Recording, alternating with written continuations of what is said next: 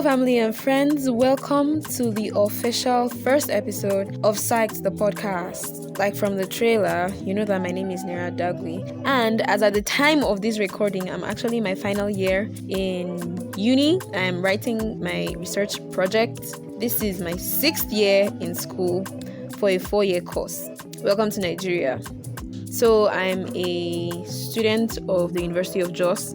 It's a federal university here in Nigeria, and I've been in uni for 6 years now. This is the 6th year. My course, General and Applied Psychology, is actually a 4-year course, but I've been in the system for 6 years. Why? Like I said, welcome to Nigeria, where the impossible is possible, and I mean that positively and negatively. Anything is actually possible because anything can happen. So the uncertainty and instability and the lack of political will to make getting an education more seamless than it actually is right now has been the major issue. So there have been series of strike actions, and then there was COVID, which affected the whole world, and a host of other things. I believe that during the course of more episodes, you'll be able to understand how the tertiary education system works in Nigeria. I'll be giving bits and pieces of how it actually works. So for introduction, like I said, I am a student of General and Applied Psychology. I am very, very proud to say this because I absolutely love my course. I absolutely love it. It has been my dream course since I made up my mind to switch from sciences to social sciences in high school, senior secondary in 2016. I made up my mind that I wasn't going to do any of the science courses. Psychology is a science, but based on secondary school division, I switched to the social sciences and I applied. Okay, and you should note at this point that in a Nigerian federal university, the probability of you not getting admitted into your course, your preferred course of study, is very, very high. And it is dependent on your score in JAM, that's Joint Admissions Matriculation Board examinations. Everybody in Nigeria takes it. If you want to go to uni, everybody has to take that exam, and I believe it is now valid for 3 years. So that's it. There's no assurance that you're actually going to get your dream course. But if you're like me and you do get your dream choice, kudos to you. And because of how much I love studying psychology, I love school in general as well. Going to school has been a fun ride for me. I'm not even going to lie. It has been the absolute best. I don't complain about school. Actually, I find out that I don't ever complain about school. Wild and unbelievable.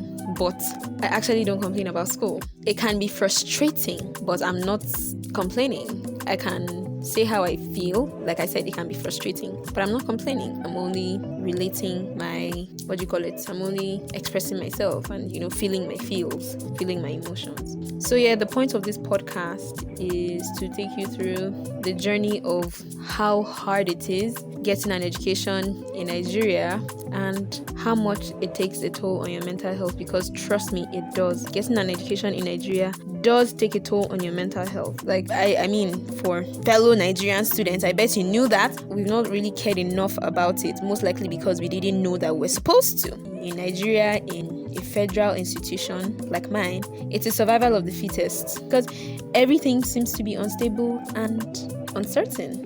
But that's what this podcast is about. I will occasionally share mental health tips to help you cope, life coping skills to cope with the education system in Nigeria that has been battered and bruised. Alright? So yeah. Disclaimer. In the trailer, when I said mental health tips and I just said life coping skills, I didn't mean mental health advice. I am not a therapist. Schooling in Nigeria. Back to that. You see, schooling in Nigeria can be considered a career because for a good number of us, we have been in school for the longest time. Like I said, I've been in school for 6 years for a 4-year course.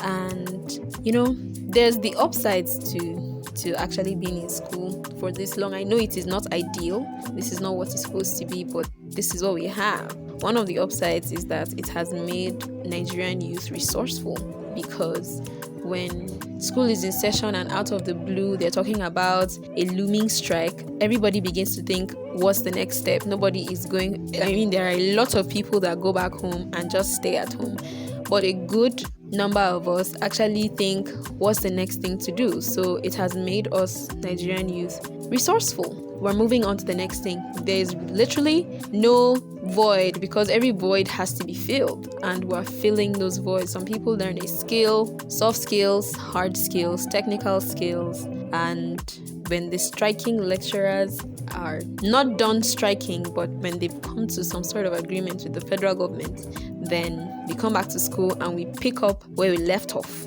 So yes, my career as a student has made me to be more aware of my mental health.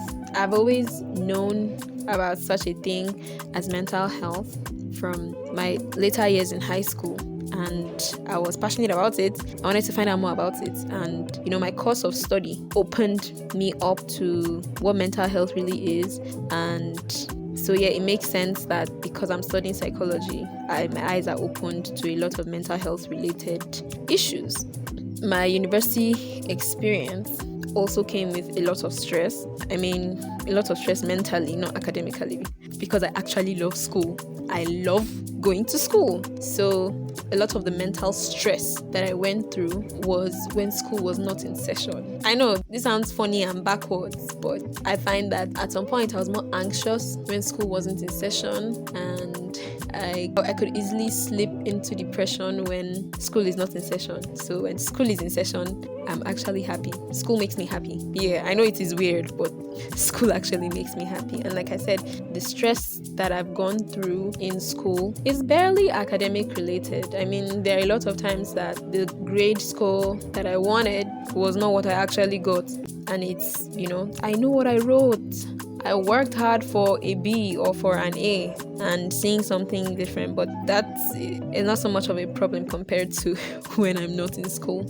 There are different mental health trends that have come and gone in school, and some are still lingering from the sniper saga. In my uni, there was a point where suicide was trending because there's this particular insecticide, sniper, that at that period I think they were raking in some mad sales. But on campuses across the country, we had students that were attempting suicide using this insecticide. So there was that whole period. There was a whole year, I can't remember the year, there was a whole year where students were attempting suicide more often on campuses. And then there's depression and anxiety. That is also a mental health trend that is easily found among campus students. But you know what? People don't even know, because it seems like that's the normal thing. Our lives are so hard and difficult that we've thought that depression and anxiety are just normal. There's nothing abnormal about them,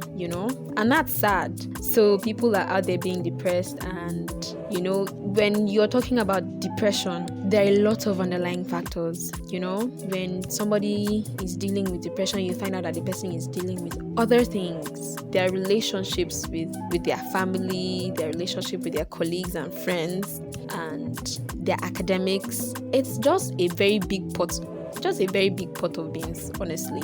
And then there's anxiety. I think the prevalence of anxiety on campuses is underrated, but I can't say that with such authority until it is found out. So that's a research topic, throwing out a research topic out there for you to go and find out. So yeah, I believe that this is enough for an introductory episode. In subsequent episodes, I'll be sharing how frustrating it is to get an education in Nigeria, and of course your mental health. For the mental health tip of today, eat well. Sounds wild, but trust me, eat well. Alright, so this is the end of this episode. I had fun recording it, and I hope that you will have fun listening to it and subsequent episodes as well. Alright, bye.